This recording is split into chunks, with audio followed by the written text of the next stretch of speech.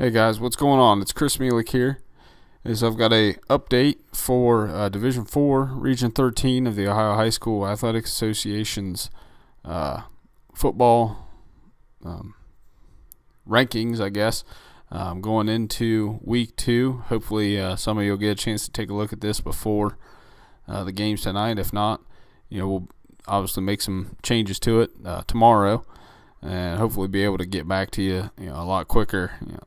I was able to come up with a few different things to help me speed this along, but not until today is when I figured out the different ways I can go a little quicker with it. So what I'm actually going to do is look at each team from the 28th most available points if they would win out, all the way up to obviously the number 1 team in the region by most available points if they would win every game out from here.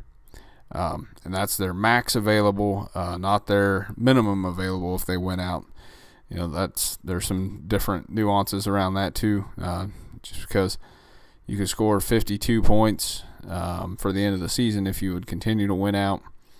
That doesn't guarantee that you're going to score that many. The guarantees may be 10 to 13. Some of these teams can guarantee 18 points if they win out. So, like I said, I want to do it from the maximum amount of points available for each team. So, with that said, let's go ahead and get started here. So, our first game, or our first team of the week, the 28th ranked team on points available, is New Lex. So, New Lex, and actually every school within the MVL, is pretty low down in the rankings, just because there's 9 teams in their division, so they play, or 9 teams in their league. They play 8 league games. When they're all playing each other all the time, it helps them to get their minimum amount of points available, because they get, obviously if they win every game, they're getting a lot of crossover points, where they know that the team that they beat is going to beat somebody else in the league, so they're going to get, minimum points. But it makes it hard for them to get maximum points and, never really finish up high in the rankings by the end of the season. So, like I said, New Lex is 28th.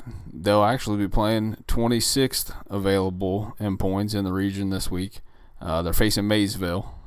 So that'll be an important game for Region 13. Obviously, when you got 2 teams from the same region playing each other, that has big implications on what's going on in the region. And you'll note I said Maysville's 26th in points available, but they won last week. So there are several teams, obviously, that didn't win last week that can still pass Maysville by total amount of points available. In between Maysville and John Glenn, or Maysville and New Lex, is John Glenn. John Glenn is also going to be playing within the region this week as they face Cambridge. Cambridge, I'm trying to remember. Let me see. Cambridge did not win last week, so you've got 2 winless teams. John Glenn and Cambridge be facing each other. Obviously, the winner's going to secure a couple computer points. Then they'll move out of the ranks of the teams without a win yet. We've already discussed Maysville there, who's going to be facing New Lex. Up above them, you've got Indian Valley. Indian Valley will also be playing within the region this week. Indian Valley is going to play Uhrichsville Claymont.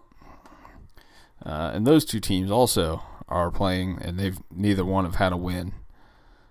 Claymont's total points available is 17th overall with 36.95 versus Indian Valley, who's 25th overall in points available at 31 total. Okay, so we go up above that. You got Buckeye Local. They're sitting in the 24th place within the region. With that, they'll be facing against Union Local this week, Division 5 team in Region 17. I don't have Union Local's record. I don't know if they won last week or not, but Buckeye Local has an available total amount of points of 32.03. Up above that, you've got Minerva, who'll be facing actually a Division VI school this weekend. They're sitting in 23rd place overall with 32.45 points available. Above them is the next team that has a win in the region in 22nd place in points available, and that's Philo. Back to what I talked about right there at the beginning. Philo is in the MVL. They played out of league last week. Or maybe not. Maybe they played West Muskingum last week, actually, now that I'm thinking about it. And then this week, Philo actually faces off against Licking Valley. Obviously, an inter-regional foe. Licking Valley is actually sitting in 7th place as far as total points available at 39.65 points. That game right there could be a pretty big one within the region, obviously. If Philo would win that one, that's a big boost to them throughout the season. Licking Valley wins that one, and it kind of helps them as they wait to see how Philo fares in the rest of the MVL. Up above Philo, you've got Lakewood in 21st place. They have 34.6 points available. And Lakewood, I think, is actually playing within the league this week. They'll play Northridge. For those of you that know, the LCL is actually split between small school and big schools. So Lakewood obviously is in the big school, and Northridge is down in the small school. So it's an intra-league game. Based on the way they divided out the two, the 5 biggest schools and the 5 smallest schools within Licking County. Above Lakewood, you've got Lisbon Beaver. Lisbon Beaver has a total amount of points available of 34.859. They'll be playing out of the region. They'll be playing Region 11, so it'll still be a Division IV school. They'll be playing Beloit West Branch this weekend.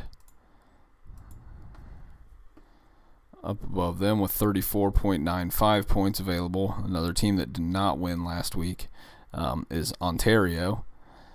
Ontario will be playing down against a Division V foe. Ontario will face Belleville Clear Fork.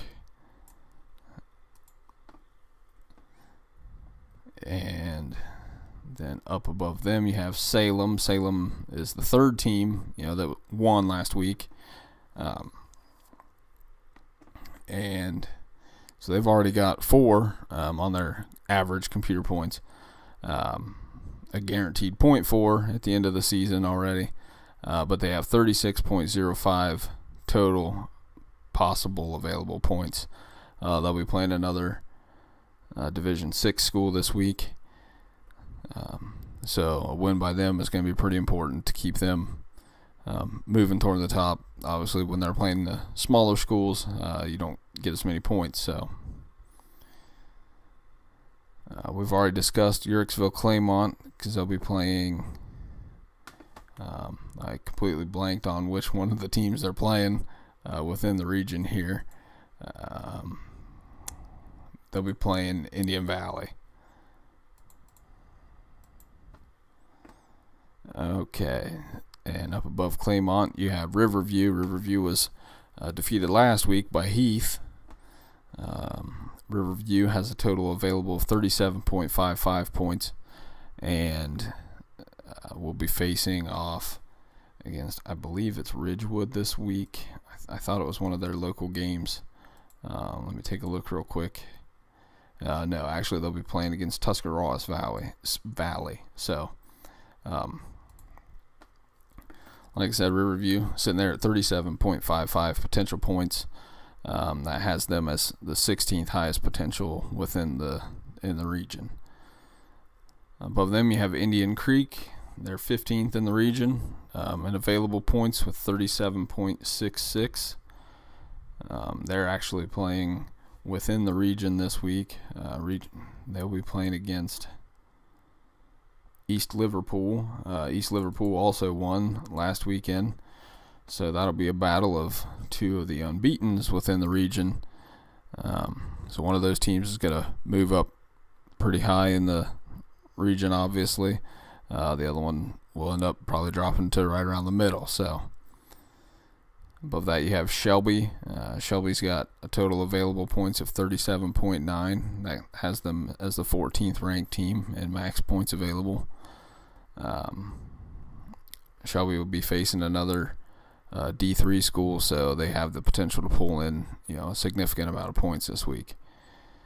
Above them, number 13, Canton South. Canton South will be playing within the region this week.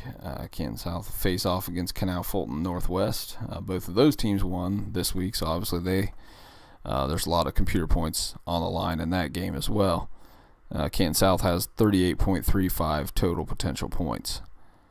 Above that, with 38.55 total potential points, is Heath. Obviously, we just talked about them a little while ago, based on their win last week. Then this week they'll be facing off against another D4 school, so they have the potential to boost their points again as well. Up above them, you have Fairfield Union, 11th, with a total available points of 39.15. Fairfield Union will be playing within the region this week as they face off against Johnstown. Johnstown is sitting in the 4th place overall in points available with 42.4. So I'm going to skip over them because I got to try to keep this thing under 15 minutes, and I'm pushing the 12-minute mark right now. So when we get up there, I'll try to skip that. In 10th place, you have Amanda Clear Creek. They're facing off against another D4 school this week, and they have 39.25 available points. You'll see there's a lot of them in that spectrum of 36-ish to 40. So, every game counts. East Liverpool, we talked about a minute ago. They'll be playing against Canton South. Up above East Liverpool, we have Bloom Carroll. Bloom Carroll has 8th total points available with 39.3. They'll be playing against a D3 program, so they can pull in a lot of points this week. Above that, you have Licking Valley, 7th in points available at 39.65. We discussed them a little while ago that they're playing against Philo. Pretty important game for both of those teams, I would say. Above them, you've got Byesville Meadowbrook. They're actually facing off against a D6 school, somebody down in Region 21. Like I said, I'm cutting close on time, so I'm not going to go look it up. But they have 40.00 points available for the season. Above that, you have Cambridge. Cambridge is the last, or the highest available points on a team that hasn't won yet, or that didn't win opening week. They can still end up with 40.55 points. They'll be playing within the region this week as they face off against John Glenn. We talked about that a little while ago. Up above them with 42.4 points available, that's Johnstown in the 4th place. We discussed them. In the 3rd spot, you have St. Clairsville. St. Clairsville with a total available points of 48.512. And they'll be facing off against a D6 opponent, D5 opponent this week. Above St. Clairsville, you have Steubenville, who's probably the favorite to win the region. They'll be facing off against a D4 program tonight. Or maybe tomorrow night. I'm not sure which night it is, but they have a total available points of 52.54, which puts them as 2nd in total available points. And the number 1 available points team is Canal Fulton Northwest. As we discussed, they're actually playing within the region tonight. They have a total available points of 52.67. So that kind of gives you an idea of total available points. Every team can still finish anywhere from 1st to last. So I'm going to cut this right under 15 minutes. Thanks, guys. We'll see you next week.